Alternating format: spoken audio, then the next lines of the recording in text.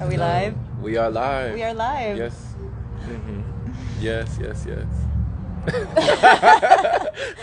This has felt like Mm. quite the dream right now to be with King Jerome right here in Austin, Texas. I almost can't even believe that this is real. This is the first time meeting. We just met. Yeah, yeah. So. Well, in has this been plane, surreal. I think we've met before in many other planes. We've done a few interviews together. If you haven't seen them, they're on our YouTube channel and on Instagram. And I am just so inspired and so excited to be here with my beautiful friend who has been touching my life in so many ways and inspiring me with his grace, his wisdom, his humility, and caring for the world, caring for other people. If you haven't seen King Jerome's page, check it out. He does amazing interviews with people from all different walks of life, sharing their experience, really highlighting their journey, and helping to inspire other people through people's transformations. You just really have a special gift of Thank you. asking questions and getting to the root of who somebody is and helping their light shine. And it's inspired me a lot. Wow. Thank you. Can I go on, or you can't? No, please stop. We were just talking. Like, and it makes sense, in order to change the root, or in order to change the fruit, we change the root. So I like how, in our own way, there's been so many opportunities to get at the root and create new roots. So I feel like here in Austin, you're building new roots, in the soil. Like, you're planting new seeds. And so we'll be able to see how it grows. We're seeing how it goes and how it flows. So thank you for, having me with you. We just had like an hour-long conversation. What was it like? An hour? It's been like 2.5 hours. 2.5. It only felt like an hour to me, but she said it's 2.5 hours. I didn't even look at the clock. It's been a while. But it's been a minute. So yeah, we just been going. We've been talking about everything. Yeah. Yeah. It's been really special, and I love being here. This city is so special to me. The connections I've been making here, indeed, it does feel like roots. It does feel very much like home. It was a calling here, and you are a wonderful confirmation that I'm in the right place at the right time, and I feel super honored to be here with you and with all our friends. A lot of my friends. I was telling him how we talk about him. How we admire him, and he's really somebody that we respect in the spiritual, raw vegan, pranic community. There's a lot of BS out there, and it's hard to know who's who, and it's hard to know whose heart is really aligned and are walking the walk, talking the talk, doing all the things. And I've always known you were the real deal, but now it's like an even more confirmation, because I get to be in your energy and be in your frequency. Wow. And, it's a whole other level. I'm honored. Thank you. I mean, it's really, we were just saying this, that it's different when you meet somebody in the physical, because we talk a lot on these devices, and people may think that these devices are divisive, like they separate us. But I feel like the way that we've been using these platforms, we've been using them as a means to come together, using them as a means for collaboration, for having these conversations, for having community. So, thanks to you for establishing that, for having kings and queens, for letting people know their royalty, for empowerment. That's what we talked about just now, is continuing this empowerment, letting people know who they are, letting people realize and recognize that from within. And this is how we begin, Thank you. Definitely. It's like people often wonder, what's my purpose? Right. And they're looking for it, and they're looking for it. And I'm like, it's right there. You are the purpose. It's about uncovering what isn't you. Removing those layers. We were talking about addictions earlier on, that we both struggle through addictions and through escaping who we are, Right. our true feelings, and also our mission. I feel like it's a way of distracting ourselves on a subconscious level from doing what we really need to be doing. But then once you tap into that and you know, he saw me how nervous I get before interviews. I always get nervous, but it's also become a very healthy form of, I don't want to say like it's almost like a healthy addiction, you know what I mean? Like where I transferred my energy that I was putting towards drugs and alcohol towards building, you know, towards like creating real connections. And this sense of like nervousness is like actually healthy for me. It's almost like this adrenaline that kicks in, and I get a little excitement out of it. You channel it. We're channeling it. You know, you can handle it. Because someone once told me, and I know you agree, that there are times, especially when you're living in your purpose, that even when you get nervous, you focus on service. You know? Yeah. That even rhymes. All these Jeromeisms, like he just like busts them out naturally. He's just rhyming all the time, like walking poetry. Oh man, but we appreciate it. You know, that when you get nervous, you focus on service. That you channel that energy, that adrenaline, as it were, into lifting somebody else up. You know, because we understand that even when we're lifting somebody else up, we too are lifted. Yeah. You know, when you appreciate someone's talents, you realize you too are gifted. You know, you see the light that's shining within them. You know, the light that was shining very strong in my face. This whole time she's been squinting her eyes because the light was blinding. You know, the sun and your light. Yeah. Oh, come on. You come on. And she's a charmer. She's a charmer too, y'all. She got the words with it. She's smooth. Look who's talking. Oh my gosh. She's smooth with it. She's smooth. But yeah, you know. But let's touch a little bit on something too. We were talking about like one of your greatest gifts is truly being interested in people. You know, King Jerome has a way of, you know, looking at others in their eyes and really genuinely taking the time to listen. We were talking about the importance of listening, and this is certainly something that I've been learning on my journey, you know, being like like always wanted to talk but not really saying anything really meaningful, but like taking the time to listen is so important. And you know, you're teaching us how to do that as opposed to being, I mean, you're very interesting as well, but I feel like that's not your main objective, is to like, oh, let me show them what I know, or let me show them, you know, like you take the time to listen, you integrate, and what really makes you special is you take that time to raise other people up and give them that platform to share. And he's certainly inspired me to continue doing that in a whole new way, and really like pay attention and get into it. It doesn't matter who it is. Right.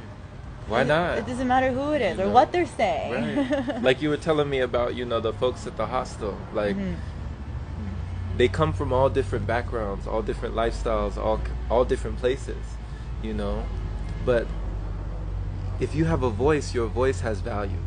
Your voice is valid, you know. So everyone has something to say. You know, everyone can teach you about something that you might not have known before, and show you something that you might not have seen before.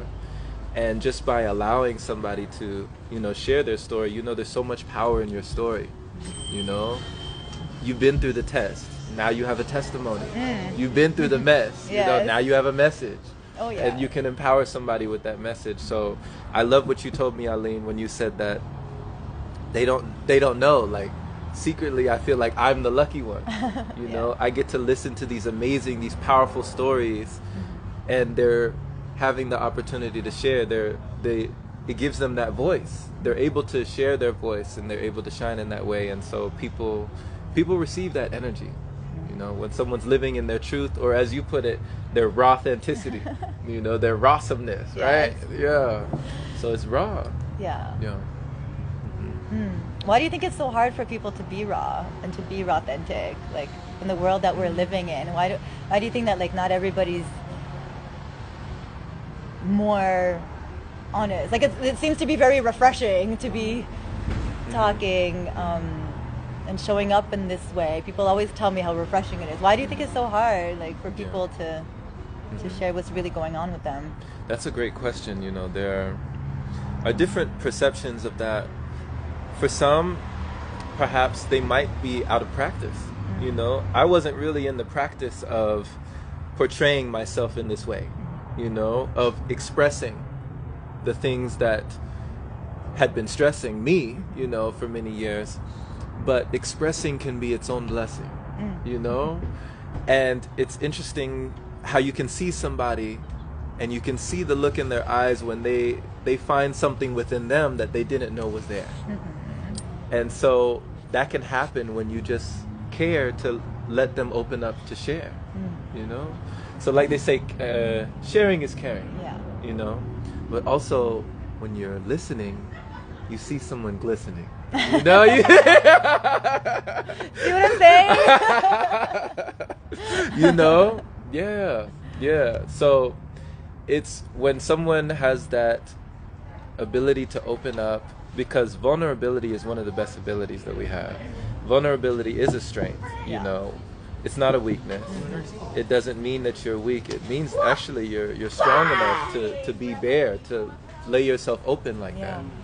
So when people are more soft-spoken, they might not have practiced being more open, or might not have had somebody who was so willing to receive them in that way, or perceive them in that way. They might have been shut down, maybe in their youth, or had somebody say, you know, or not allow them to speak up. So it's important. A lot of us, I'm realizing too, like growing up, it was a little bit challenging maybe to make our needs met, you know, or we felt like we didn't have the space. Maybe we grew up in a family where, you know, the parents were very busy, or there were other kids to share, you know, the house with, and so we maybe internalized that our needs aren't important and better to stuff them down. But it's important, and I think people are more receptive than we think. And also it's like in the way we express ourselves sometimes. Like if we have needs, but sometimes it, like the shadow shows up, like we're in our shadow where we demand things, and we're like, why aren't you doing this for me? And you know, like there's a lot of anger there. But if we know how to express our needs in a certain way, lovingly set our boundaries, I think people really receive it well. And that's been like a journey of how to express things so that people want to, and they don't shut down and feel defensive too, of like, oh, I'm doing something wrong. But it's more like, but we're entering into like more conscious relationships, even in friendship and relationships. I agree. I agree, you know, and now's the time for it, you know, especially as we're continuing to expand and we're continuing to grow, you know. Like when we have all this technology available, why don't we use it towards that end? You know, why not? You're definitely using it wisely. You're definitely putting it to good use, you know. And the more you share too, the more comes back to you. When you have a genuine heart and you want to do these things, like the most amazing connections happen, you know. I was so surprised, like one of the first times I talked to you, you were like, want to do an interview? I was like, so easy, like he doesn't even know me, but it didn't matter, you know, and it was just really natural. So you're like, this is not the homie, he doesn't even know me. Like why is he trying to do an interview? But you know, like you said, it doesn't matter who it is. I've been one of the things I love to do on the side is drive for Lyft. And so as a Lyft driver, you know, the app just updated me the other day and it told me I've done over 2,000 rides. Wow. So I've had a lot of people in the backseat. Wow. You must have seen a lot of different things. Yeah, so heard a lot of things. So many stories, you know. I've seen people cry, I've seen people laugh, I've seen people fight, I've seen people argue, I've seen people vomit, you know. I've seen so many things. And everyone has a story. And everyone is going through something, and everyone is growing through something. And in that they can teach you, and in that they can reach you if you let them. If you let them. So, you know, thank you for letting people reach you in that way, you know, because as we see that you're reaching out, the same is happening to us, you know, and that increases that trust and that bond between all of us. So, yeah. Wow. Oh yeah, and also I didn't finish it all. You're like better than a therapist, you know. I always said that, you know, like taxi drivers and Uber, like I confide in them like more than I have in like my own therapist, you know. And sometimes in like 10 minutes or 15 minutes, maybe like part of you knows that you're not going to see them again, and you just you must have helped a lot of them in their journey in that little piece of their life, you know. Wow. Some of them I remember very very vividly, and what we talked about, and you just never know whose life Yeah. you're going to change, and it could be a minute, it could be a smile, Right. it could be like just, Right. and you get that, you know, you've stepped into your most raw authentic self, and there's like a difference between confidence and sometimes people think that like, oh my god, I'm trying to like find the words. People think that what? Okay, like I used to think like, who wants to listen to me on video, for example? Like I had a lot of fear because I felt like that might be narcissistic, you know, to put myself out there, or to be a public figure, or to be a, whatever you want to call it, influencer, or things like that. But I think that that's actually the opposite. Queen Heidi actually could say this much better than what I'm trying to say here. But it's like, love yourself so much that you're so confident, you know, that you're so confident in yourself that you know what you have to give to the world without it being egotistical, you know, and that's what you do, you know. Okay. Love that yourself you know so your much. gift so Uh-huh. much that you embody it, and you know the impact that you could have in somebody's life, you know. My goodness. Wow. So love yourself so much that That you're you so know. yeah, Okay. that you're confident, Okay. you know, that you're confident that you can make an impact in people's life instead of playing small because you're worried that might come across a certain way. Does that make sense? When do you feel like that loving yourself enough in that way gave you the conviction to be able to step out on a limb and give yourself like that? When? Yeah. Or what happened? What was that turning point? It was somebody in rehab, actually. It was like probably in 2016, the first time I went to sober living. And one of the mentors there, he told me, he looked at me in the eyes and he said, "You're powerful." And I was coming off of drugs. Like, I did not feel powerful, but he felt something in me. He saw something in me, and that was like the turning point. Because I didn't fully believe it, but that spoke to a part of my soul that was like, oh my gosh, like I'm powerful. And I was playing small, you know, and I knew I had to work. Like I had a lot of work to do, but now I know like that I needed a lot of help. I needed a lot of support. To get me out of that self-destruction, to get me out of that, okay, I know I'm powerful, but why am I self-destructing? You know what I mean? To align myself with my highest values, you know? But I had to get rid of the addictions. I had to get rid of the toxicity and the bad relationship and on all those things that were keeping me small to really step into my power. Okay. So you had to let go of... Yes. Okay. Yeah. Almost like a hot air balloon, like dropping the sandbags in order to lift Yes, and soar. exactly. And you said that when he said you're powerful, you said you didn't really believe it, but a part of you received it. Yes. Okay. And that was the part that created that spark? Yes. Okay. And that's what I just want to do for other people too, is like help them remember how powerful they are and help them to see that spark inside of themselves, because I feel like too often we forget how powerful we are, we forget who we are, and that's why we do things to harm ourselves, because we're not treating ourselves like the royalty that we are. We're not treating ourselves like, and also like my spiritual life, you know, like believing in God, like really developing my faith in God and realizing that I am the sacred temple in which He dwells. And I was like, oh, if I treat myself like crap, that means I'm treating Him like crap. Wow, okay. You know, so Okay. I started making that connection too, spiritually speaking, that God doesn't want me to harm myself. God wants me to love myself because He loves me. So that took it to the next level too, to really honor myself. And even honoring yourself, you went beyond, because you know, I'm so fond of the bond that you've established in the community that you create with the kings and queens. Like I was telling you, the terms of endearment, or even just like the royalty, you know? Where did kings and queens come in, where you started calling other people kings and queens and seeing them as that? When did you start shifting in that way?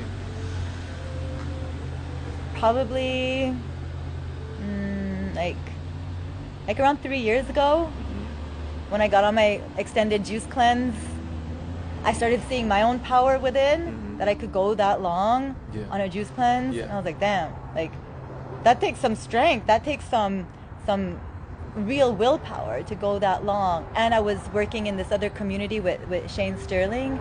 And so I started seeing what other people were doing. And I was like, oh, they're powerful. So that started coming up. And I always liked, hearing that from other people. Like, oh, yes, queen, yes, queen. But I wasn't there yet. And then that's when I started in that community, really encouraging those that are doing, 40 days on juices, that are transitioning. I was like, that's queen action right there. I could see the royalty in them. I could see the ancestors just coming through and helping them. And I was like, oh my God, that woman is putting on her crown. That man is putting on his crown. And that's how it started. And then I did some plant medicine journeys.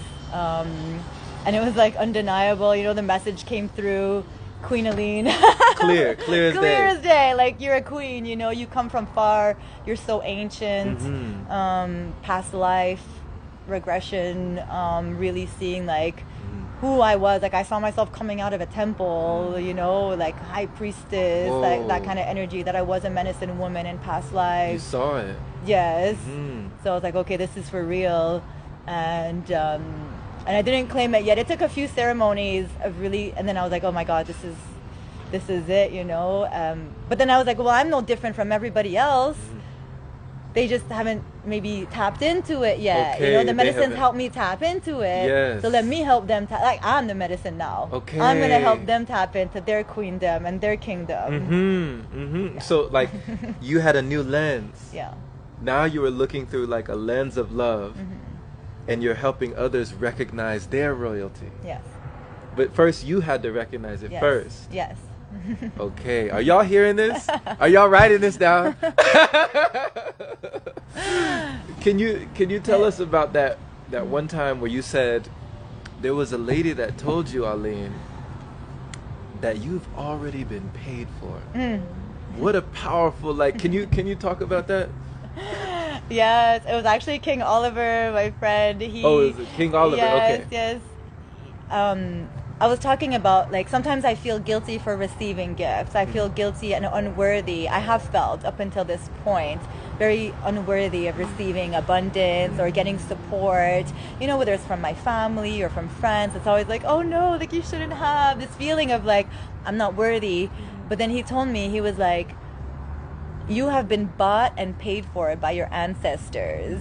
Everything that flows through you in this lifetime comes from their sacrifice, comes from their prayers, comes from their surrender to, to God and to their families and all of that. And I feel that. I know my ancestors really, really loved me from then, They saw me from many, many years ago. And that helped me to know that everything that's flowing my way is blessings from them. And that I'm the only one really blocking certain blessings from my own life. I feel like the universe is so abundant. God is so abundant. He wants to give us everything. And it's up to us to really know, what we are deserving in order to let it flow in our life. Okay. So would you say that it's just that a lot of it is the beliefs that block these things? Yes. Okay. I think everybody has the potential, the infinite potential to become billionaires. We all have that in us to manifest certain people in our life, just like how we did, We are powerful creators. We are powerful co-creators with the Most High. Once you get aligned with your mission, with who you are, with what makes your soul get on fire. That's how you know what your purpose is. It's what do you love to do? What turns you on in life? What gets you excited? That's where it's at. Yeah. But we've had people telling us, oh, you're not good at art. Oh, you shouldn't do this. Right. Oh, you can't sing. Right. All these blocks that often don't even belong to us. Okay. So Yes. So taking those labels off the table. Yeah. Being able to say, okay, my belief, these could either be a buffer or a boundary or a block, but my perspective could also be like a passport, to take me to new places. It doesn't have to be a prison, but it actually can be it can lift me up. Yeah. But it's all in that little shift. Yeah. Yeah. Thank seeing you. them as blessings, Right. you know, like seeing Right. that they're initiations, you know, when we go through these dark times, these difficult parts of our life, we're actually being trained, we're actually being Oof. qualified. Okay. Okay. So this is your This certification. is it. I didn't need to go to no school. This was my school. This is my school. You're being certified. Yes. You know, you don't need the plaque on the wall to know what you've been through. Mm-hmm. You know, to know what you've gone through, to know like you're qualified. You're pre-qualified. There's Wow. a saying that says God doesn't call the qualified; He qualifies the called. Woo! Oh snap! You never heard that one? No, I haven't heard that one. Yeah, He qualifies the called. the called. If you feel called, He will qualify you. Okay. You don't have to know how. You don't have to know when. You just gotta have faith, and you gotta like move forward with complete obedience. Okay. And people maybe have a hard time with that, but I have been in obedience Mhm. to Him Mhm. and to that inner guidance and inner knowing, Mhm. and His just. Wow. I can't define Yeah. Him, but it's just this. I know. There's something bigger than me that's guiding my every step, and Mhm. it's beautiful. And I want like His light to shine through me, and I think that that's what's happening, and it's happening with you too. It's like people are like, "Oh, what's going on there?" It's like you got something like bigger than you, and you know it shining through you, and that makes you bigger. Mm. You know, that makes you so big and Yeah. so bright, and people are just like so attracted to that light. You know what I mean? Because it's and it's available to all. It's Right. available to everybody. Right. But Thank you. we Thank you gotta- for saying that, because I love what you said about qualifying the called, because it is kind of like it's not about the chosen few, Mm. but it's the few who choose. You Yes. know? You have chosen. Yes. It was a choice. It was. You know. You made a decision.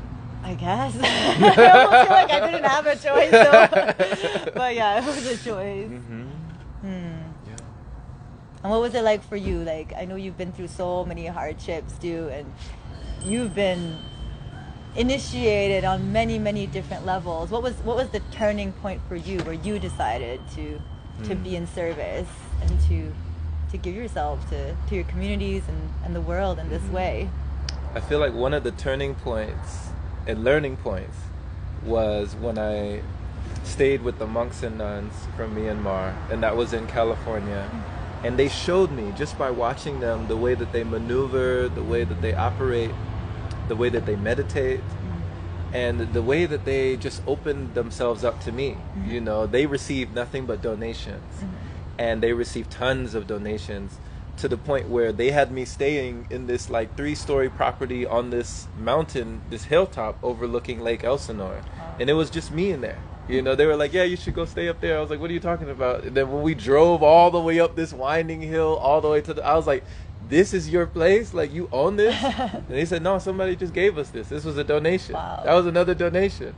So what was interesting is they also had some people stay there before, and the people robbed them. They actually took some of their appliances or their electronics out of them. They took TVs, they took stuff out of there, and they just kind of burglarized the place. But the chief monk, when they told him what had happened, he turned their theft into another donation. He said, no, they're not taking from me. I let them have it. Like, I gave it to them. He basically said, like, wow. they need it more than we do. Like, Yes. let them have it. It's fine. You know, we don't need He to wasn't press charges. angry. No, we don't need to get the courts involved or anything. Like, Wow. there was no animosity towards them. So to see that kind of love, you know, coming from these people who I was a complete stranger, but they welcomed me in. They said, here's a mat, you can sleep here, you can meditate there. Here's a refrigerator, you can eat here, whatever you want. And they're the ones that introduced me to, you know, liquidarians, breatharians. Those two words, I had no idea that they existed before I came in contact with them. So by seeing them in service, sometimes all you need to do is see somebody Yes. demonstrate something Yes. to realize that quality within yourself, Mm. and to actually nourish that and allow that to flourish within you, to blossom and bloom. Wow. Yeah. Wow. So thanks for the question. And how long ago was that? That was in 2019. Okay. Yeah, 2019. That's Okay. when that seed got planted. And so before that, it was very performative, you know, performing arts, performing this and that. And I actually drove to California because I knew that acting was an opportunity in that way. But I came away with I felt a higher purpose, you know. And they say when you allow your passion to become your purpose, it may one day become your profession, you know. So that was a lesson. And I could go even further than that and Okay. say that your pain Uh-huh. drives you to your passion. There you go. That drives you to your purpose. Literally. The Literally. 3 Ps. Yeah, the 3 Ps. You Let know? your pain drive you, Mhm. in a sense, because that's alchemy. You know, Yeah. when you could take that, Mhm. take that struggling, Yeah. and then transform it into your purpose. Right. That's deep, and that gives you all the qualifications to help people. Mhm. You know, you don't need anything other than your experience. Right. Right. In order to help people. And you're right, you know, it's like these seeds that you're planting in people to show the potential within them. And that's really what you do for all of us. Wow. And oh, it's a beautiful thing. And also, I'm hearing that you're like paying it forward. You know, that what you took from that monastery, from the monks, you decided that you were going to pay that forward and, like, in a sense, transform all experiences into something positive. You know, that we have the choice to look at something as either a disaster or a failure or an opportunity for growth and an opportunity for transformation. Right. Nothing Right. is good or bad in itself. It's like our perception of it. Mhm. Yeah. Right. Like there's a saying, what doesn't challenge you doesn't change you. Mm. And you know, going through and growing through the things that you've alchemized, you know, making the best out of even the worst situations. And oh my goodness, you know, becoming resolute. You already know how to transmute. You know, you can take this is transmutation, you know, in work, in action. Yes. You know? Yes. So it can bring a deeper satisfaction when you understand that taking action, that is enacting the law of attraction. Yes. You know? What goes out is what comes back. Absolutely. Yeah. Absolutely. I was just talking about that today in our Kings and Queens community. You know, it's interesting to see, like, we have 1,100 people in there. It's been growing so much. And at the same time, it's like the same few people that are always sharing. So I feel like there's a lot of people on the sidelines that are kind of observing, and I encourage them to step up and share. Like, start making posts, start, you know, opening up more. Tell us what you're struggling with, because you're not alone. Like, that's what a community is for. Right. And the more you put out, the more you're going to get back. Even if it is a question that you feel is silly, or everybody should know this, or whatever, like, no question is silly enough. And it's like that's really what did it for me. It was like the power of community, knowing that that people love me unconditionally, and really, like, going into AA meetings, going to NA meetings, that helped me to see so much hope in the world, and so much. I needed to see that, just like you said, you know, I needed to see that potential. People going up and taking their 5-year sobriety chip. I was like, oh my God, how in the world did they do that? I Right. just didn't understand it, but I knew that that was going to be me one day. And it took me many years to get even 6 months of sobriety under my belt. Was a challenge, was a struggle, but I had to see it, and also to be embraced. Even if I showed up high, even if I showed up thinking like alcohol, like, they didn't care. They were like, we love you, keep coming back. That's As what they you said, are. keep coming back, keep coming back. And I came back every week. And sometimes I was the only one to get up and go get my beginner's chip, because in those meetings, when you relapse during the week, you get up and you get a beginner's chip. You start over. Not like 100%, but that admitting it really helped me. It's not for everybody, but for me, I needed to get up. I needed to face it. I needed to feel the shame. I needed to feel all of it, and still get up and go get my chip. I have like a lot of those chips, a lot of those Wow. beginners, because I was like, I want to call myself out. I don't want to live in this secret anymore. Right. And a lot of people live in those secrets, and they also stay in their addictions. There's a saying that says you're only as sick as your secrets. And also, I heard this other saying that's like, speak until it don't hurt no more. So like, you know, I became, with you, I came like super open when I did an interview one time, and I couldn't even believe what came out of me. Like, I was like, oh my God, that was really vulnerable. But I could see with a sense of like objectivity too. I'm not like so caught up in the pain of it where, but yeah, just share and Right. be raw, and people will still love you no matter what, even if it is the worst secret in the world, even if you feel like they're gonna stop loving you. Like, those are not your people if they stop loving you and they just let you go because of that.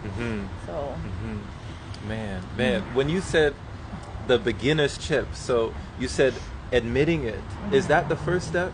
yes, admitting it, admitting that we've lost control over our lives, Okay. and whether it's food, whether it's alcohol, whether it's sex, like, can you admit that to yourself, that you've lost control to this thing, you know, that it has taken control. And it's not about being weak. It's actually an empowering thing, because Right. that means that brings you to the next step, which is surrendering to a power higher than you, Okay. which is actually an act of courage, right? Because a lot of us go in there. There's actually a whole chapter in the AA for agnostics and atheists. There's like a whole chapter in there for the people who don't believe, because a lot of us go there and we don't believe in anything bigger than us. But then if you think of like, what is alcohol? What is drugs? Like, is that not a power higher than yourself? That's making you believe that you're the highest power. Right. But you've given all your power away to that higher power. Right. That takes up your whole life. That give it away. that your whole life is surrounded around that. So how about you surround it around something else? Exactly. And even if it is community, they said that too. If you don't believe in God, like that this community be your higher power. Okay, like that's what happened to me. Like, oh, this community became my higher power. Okay. And that developed into, I believe in something that I don't see. Okay. So you had that communion within the community. You know, let this be a place of reverence. Let Yes. this be the higher. And when it came to the things that you might have been afraid to admit when you took that beginner's chip, do you feel it was more challenging to admit in front of others or admit to yourself? Which was more challenging? Good question.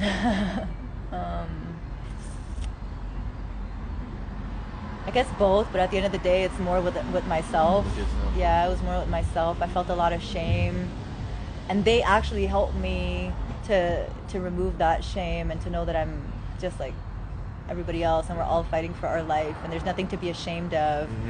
But it's our responsibility to do better. And service, like you said, you know, service is the 12th step. Yeah. And that's kind of my way of giving back too, just like how you are. It's like, how can I give back? How can I help others get through this too? Because that's what keeps me sober every day now, is like knowing that I am useful and I am helping other people in some kind of way. Thank you.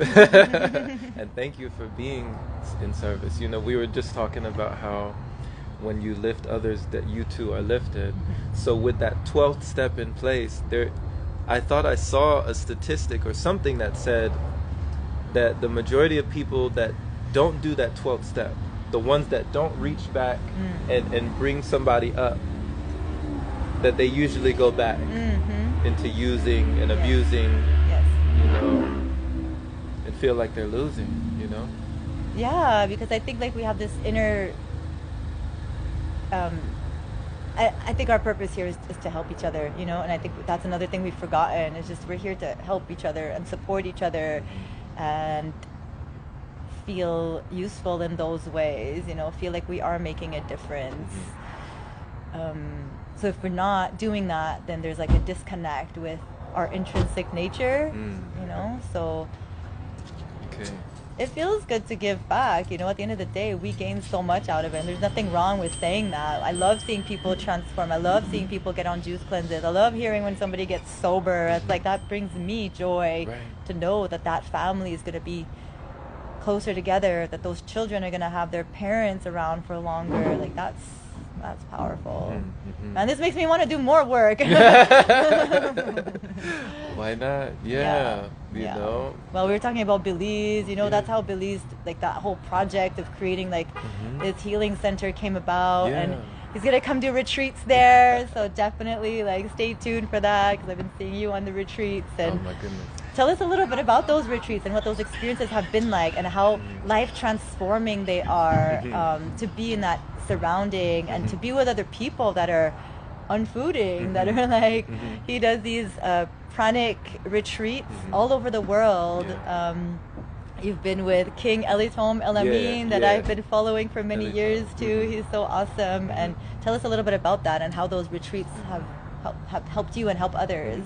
Yeah, with Elitom and also Shayna Dean, you know, those are the retreats that I've most often done. The pranic retreats, breatharian talks, the different ones, either in California, Sedona, Arizona, we've had some. And whenever you're, like we talk about being in community and really embracing that unity, you know, that unity consciousness, like everybody just feeling the oneness and togetherness and the fellowship, you know, it really... That's a whole other level. Yeah, you know, you feel the consciousness lifting. You feel everybody that has come with also like their past, but also the possibilities, you know? Yeah. And they see that and they're willing to be that. Like you said, sometimes you have to be it till you see it. You know, don't just fake it till you make it, but be it till you see it. You know, it's powerful. So when I'm in these groups with these people and feeling the synergy and the energy of everyone who is just raising themselves and just seeing that as the tide rises, like all boats start to rise. And collectively, as we raise our perspective, like we do that for the entire collective. So it's wonderful just to see it taking place, not only within you, but on everyone's face. You know, everyone's looking around and they're like, oh my gosh, you know, like they're expanding their minds to something that they never realized was even possible. And a splinter in your mind, kind of like a seed that takes root and you just water it and it starts to grow. You never know. You know, you never know where that could take you. So yeah, it's been amazing. Yeah. That's incredible. It's incredible. I'm so amazed with everything that you're doing, and you know, within yourself to begin, and that transpires within, you know, in your community, because that's where it starts. It has to start within. It has to start with our own transformation, and then we can help other people. But you're right, it's like the potential is incredible. You know, I thought going a day on fruit was insane. You know what I mean? But then I saw other people doing it. I thought a day vegetarian was insane. Same. It's just like different levels of what a day without meat, like that's crazy. Like, no, I can't do that. But then it's like, oh wait, I can. And then you go a day on fruit and you're like, oh, I could do that. Or a day on dry fast and water fast, and you're like, oh, I could do all this. Like, what's next? Exactly. It becomes almost like a game. Like, what's next? Like, can it get any better than this? You know, that became like the mantra. That became the question. Can it get any better than this? And I challenged myself to find out. Like you were saying, just even a tiny, like a bit of information can cause a transformation. You know, it starts to change you. They say that all it takes is one idea. I think it was Oliver Wendell Holmes Jr. A mind that is expanded by a new idea can never return to its original dimensions. You know, there's no going back from whence you came. Once you've been opened up to a new possibility, it's like you have it now. You know now. Even if you do go back, you still know. You know, there's something within you that knows that there's more. And so that kind of led me continuing on that journey. But to the opposite, vice versa, it kind of felt like that as well. Like for 28 years of my life, I didn't know that the program existed. So if I didn't know a program exists, how could I download it? Right. You know? But then once you upgrade, like you're upgrading, now you have new hardware. So the old software doesn't work. You can't stick a CD-ROM into a floppy disk, or you can't stick it inside the compartment. So it's interesting though, what starts to happen the more you grow into new things and the more you challenge yourself to expand in the ways that you know that you can. Deep down, we're almost like returning back to things that were always there, but we were unaware. You know? Oh my God, yes. I'm gonna have to watch this again and like take notes. she Blew my mind. Oh my gosh, you crack me up. You crack me up. Y'all, if y'all I don't know don't if he's know, laughing with me or at me. if y'all don't know what it's like to be in the presence of Queen Arlene, let me tell you, it's electric. You know, Aw. I'm enjoying You're this. so sweet. Yeah, I Has just. it, you're so sweet. Has it felt like a lonely road though? Like doing this? I mean, sometimes being a raw vegan, even it could be lonely. It could be. What have you done in those times? You know, like. I mean, you should have seen the taxi driver when I told him, like, I'm going to meet my Breatharian friend. He was like, "Excuse me, what now?"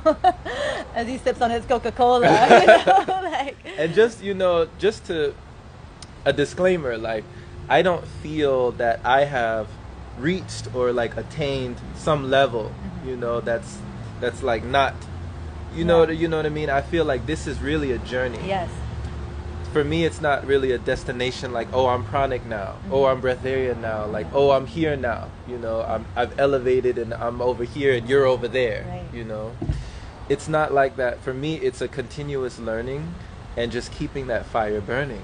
You know, just always having that yearning within me to know that there's more, to push towards more, and to inspire others to find that for themselves. You know, as well. So yeah. Yeah. And then your doors open too, you know? Right. Some friendships might go, some people might fall away, but then That's like happened. we do make Yeah. new connections. Like Queen Lachey is one of them, and she's saying, "I'm jealous. You're in the presence of Queen Aline." I know, right? Like I was like, whoa. You know, when we saw each other, we were both in awe. Yeah. You know, we were both like, whoa. You know. Equally happy to see each Yeah. other. It felt a little surreal for a minute. I was like, "Is this really happening?" Yeah. But that's what happens, you know.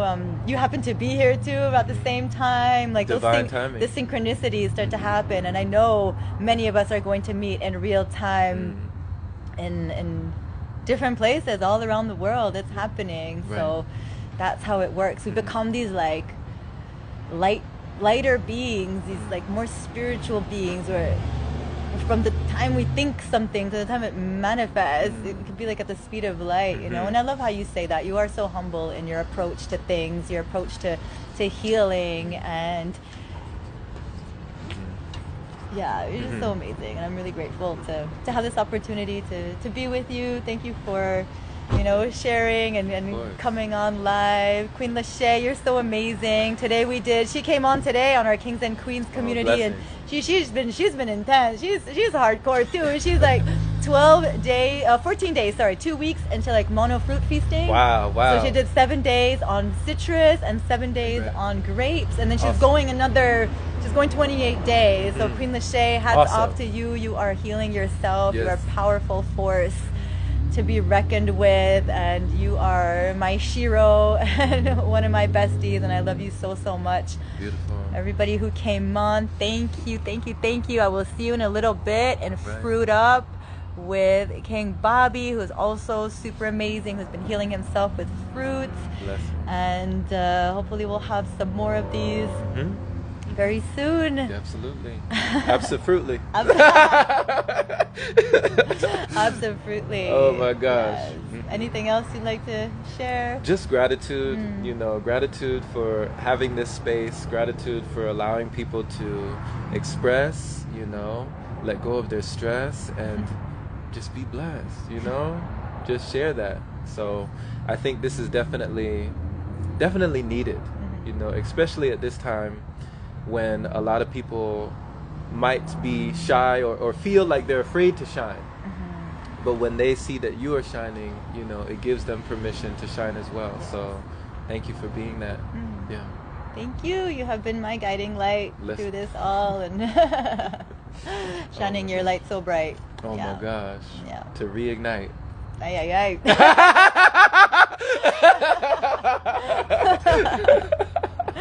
She like ay ay ay. She been saying that all day. She be like ay ay ay. I love it when you say that. She the frutista, y'all. We got a new name, the frutista. Yes, the guys in the dorm, they were so Mm-hmm. funny at the hostel. They couldn't believe that all I eat is fruits and a little bit of veggies, and Frutista. they named me Frutista. Mm-hmm. And everywhere we go, people are like offering me pizzas and beers. They're like, no, she doesn't drink. She's a Frutista. Right. No pizza. No pizza. For the frutista. You know. You're Yeah. like, not for the frutista. Yes. I feel y'all's chemistry. Yep.